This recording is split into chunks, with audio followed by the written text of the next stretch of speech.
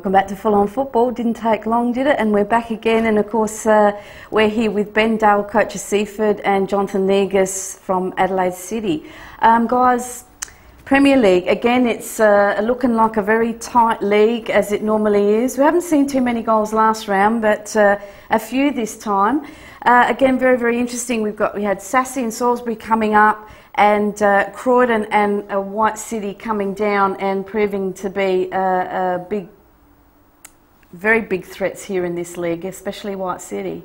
Yeah, well, I mean, I'm sure that White City would have liked to have had more points than what they have at the moment, but they've come across two tough teams in Cobras and Olympic. They played on the weekend. And from by all accounts, the Cobras-White City game was a fantastic game as well. So, I mean, they've got two tough games out the way, but 2 points. I'm sure they would like to have had 6 points at this stage, but, well, early days. And White City getting penalties in both of those matches too, so maybe the result would have been different. Let's have a look at those results for round 2 of the Premier League. Again, interesting results here. Cumberland with a big win up against Croydon 4-1.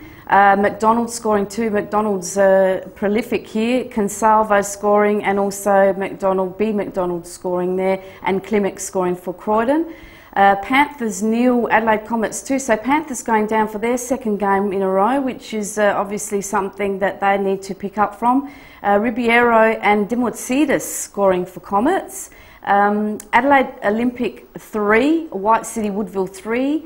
I was out at this match, and we've got footage of that shortly. That was a very exciting match. Undianto, Orlando and Kamara scoring for Olympic, and Jovanovic, who moved from Olympic, top goal scorer, went over to White City, scored all 3 goals. So that's the quality of this player here.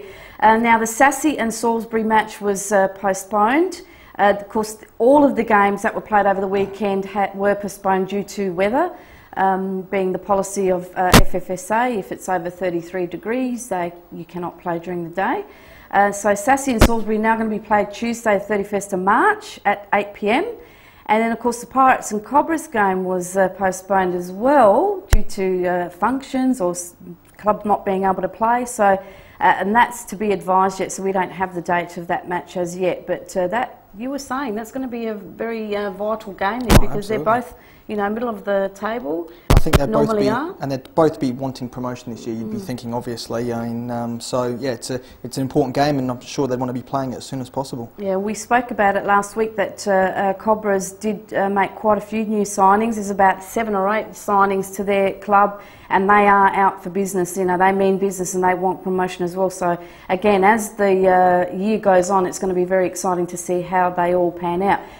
Now, as I said, I was at that match, my whole crew and I. We were at that match, the Olympic and White City game played at Pirate Park. So let's have a look at some highlights from this match. And again, a very tough match. White City did control early on in the match, and they did play some great football.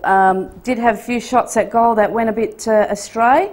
Could have gone on top very, very early, but that wasn't to be. Again, pushing all the way.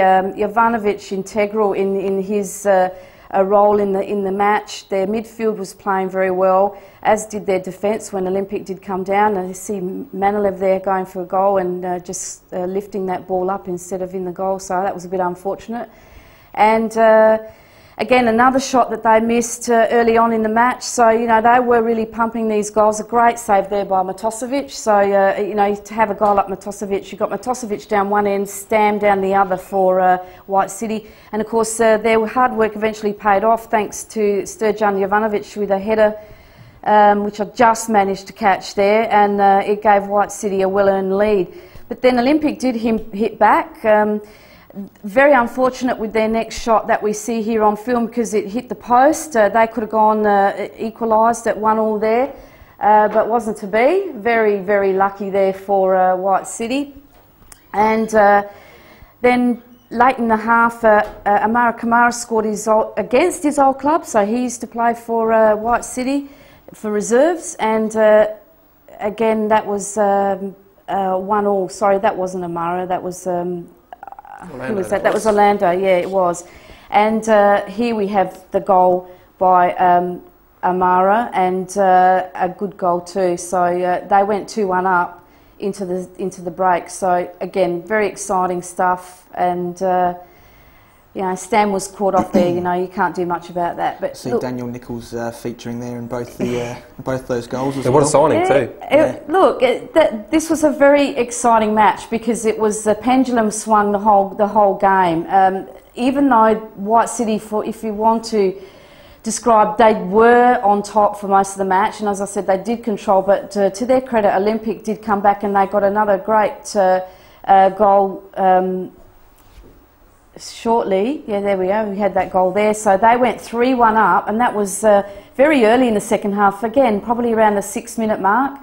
It looked, for all intents and purposes, that Olympic were going to come away with the points here. But then, again, White City started to grind back, tighten up, more effective passes.